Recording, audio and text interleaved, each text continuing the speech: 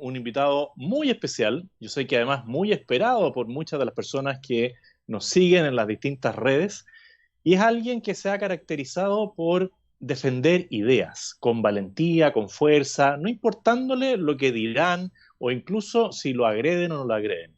Es alguien que ha ido marcando una pauta en un área donde nosotros somos algo débiles, que es la defensa de las ideas. Y él escribió un libro el año 2007 que fue bastante premonitorio, que se llama El Chile que viene. Eso fue el 2007. Ya anticipaba algo de lo que podía afectarnos en el tiempo. Y el año 2009 escribe un segundo libro, que es este que les muestro aquí, que se llama La fatal ignorancia.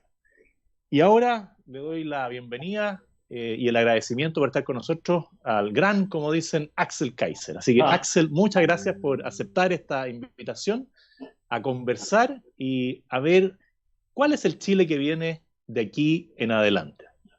no, muchas gracias a ustedes por la invitación, encantado de que intercambiemos ideas.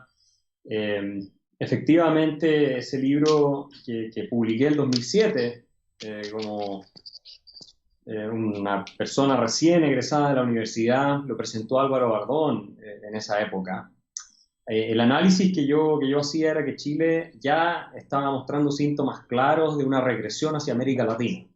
Lo que nosotros conseguimos gracias al sistema económico de los Chicago Boys y que la concertación inteligentemente mantuvo y en algunos casos incluso perfeccionó en la década de los 90, entrado los 2000, eh, ese sistema fue el que nos permitió despegarnos de América Latina y tener la historia más exitosa de la región y obviamente también de nuestra propia historia. Entonces, ya veía un ataque bastante sistemático y duro en contra del sistema amparado en toda la retórica igualitarista. ¿Ah? En una retórica igualitarista muy reivindicativa, muy agresiva, muy ácida, clásica, ¿no es cierto?, del populismo latinoamericano y que empezaba en el caso chileno a tener cada vez más eco. Todavía era relativamente marginal en la discusión pública, pero ya tenía bastante eco y se fue agudizando con el tiempo. Entonces, cuando yo escribo La fatal ignorancia en el año 2009, digo,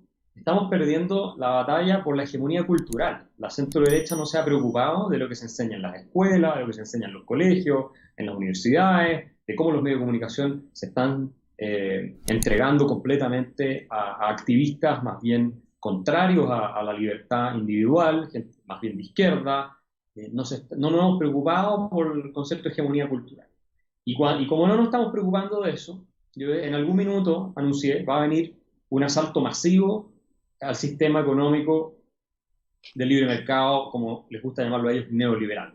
Y ese fue el gobierno de Michelle Bachelet segunda, ¿eh? Que yo también lo anticipé en una columna que publiqué en Forbes, que fue muy discutida, y que el editor de Forbes en Nueva York me dijo que nunca había recibido tantos mails en su vida, y, ¿Ya? y, y que me descalificaron, ¿A porque yo favor o en preguntaba, contra? yo decía, yo me planteaba una pregunta, el título era si acaso era este el fin del milagro económico chileno, el gobierno de Bachelet, que antes de que asumiera. Y yo El sostenía que Bachelet era muy 2. posible, el Bachelet 2. Yo sostenía que era muy posible, porque la retórica en la cual estaba inmerso su programa de gobierno era de lucha de clases, básicamente. Y me trataron de exagerado, de catastrofista, amigos míos de fondo de inversiones me decían, oye, nos están llamando los gallos de Estados Unidos para saber por qué estáis diciendo esto, si este va a ser un gobierno más de la concertación como cualquier otro. Les decía, no tienen idea de lo que se les pide. Entonces, la derecha, la centro derecha en Chile, es ignorante. No entiende los conceptos fundamentales de la batalla por la hegemonía cultural, de lo que mueve a las sociedades en una dirección u otra, porque se concentraron mucho en lo práctico, en la técnica, en el crecimiento del PIB, muy importante, no lo quiero despreciar, y en hacer negocio y ganar plata. Entonces, todo lo que es la filosofía, la sociología, los espacios de la cultura, todo eso dejaron que se le apoderara a personas que no creen en las ideas de la libertad como creemos nosotros, y esas personas tenían una agenda súper clara, que era, ellos mismos lo decían en algunos de sus escritos, acabar con el infame neoliberalismo, como les gusta a ellos denominarlo. Así que no fue tan difícil hacer la predicción. Yo en el Chile que viene incluso anuncié que no era imposible que tuviéramos estallidos sociales, ese es el concepto que yo utilicé, estallido social, el año 2007. Parece Ese que concepto lo usé te yo. copiaron el eslogan, ¿ah? Porque Sí, solo que yo lo decía en otro sentido. Y también que había que haber militar en las calles, lo digo en ese libro, el año 2007. Era algo que yo pensaba que podía pasar de acuerdo al desarrollo cultural que nosotros estábamos teniendo.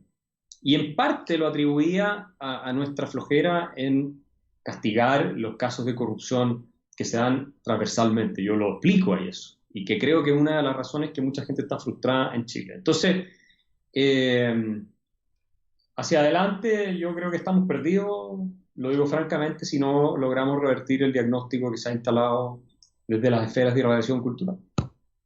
bueno, hacer un comentario respecto de Bachelet 2, claramente, ella desplazó a la Concertación en ese momento y entró con un equipo renovado, se sacaron la careta, y ahí teníamos al exministro Arenas que decía, júguenme por mis resultados, y decía con los dedos para arriba, y los resultados fueron catastróficos, y la derecha tampoco supo explicar. Cuando ganamos ahora con Sebastián Piñera, yo voté por él en la segunda vuelta, en la primera voté por mí, porque entendí ese mensaje de que la derecha se había quedado en silencio y que lo que tienen que hacer los que creen en las ideas es quedarse callados, y si se quedan callados triunfan las malas ideas. Así es. Bueno, y lo que hizo Bachelet fue sacarse esa careta, traer un equipo absolutamente renovado, con nuevos bríos, poblado de gente también del Frente Amplio, que vienen como una especie de mesías salvadores, que endeudaron al país, generaron una situación de crecimiento del Estado y de irresponsabilidad por todos lados, que el país dejó de crecer.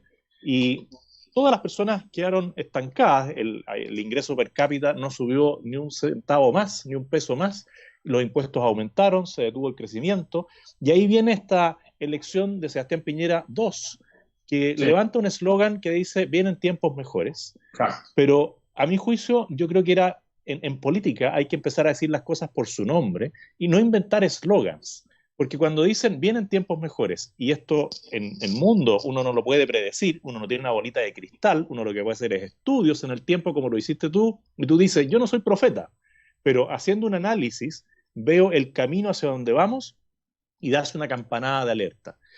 Ese eslogan que nos llevó a que nuestro presidente dijera que estábamos en una especie de paraíso dentro del continente, o que nos llevó a pensar que podíamos hacer incluso la COP25 en Chile, que no iba a traer ninguna consecuencia, estalla el 18 de octubre.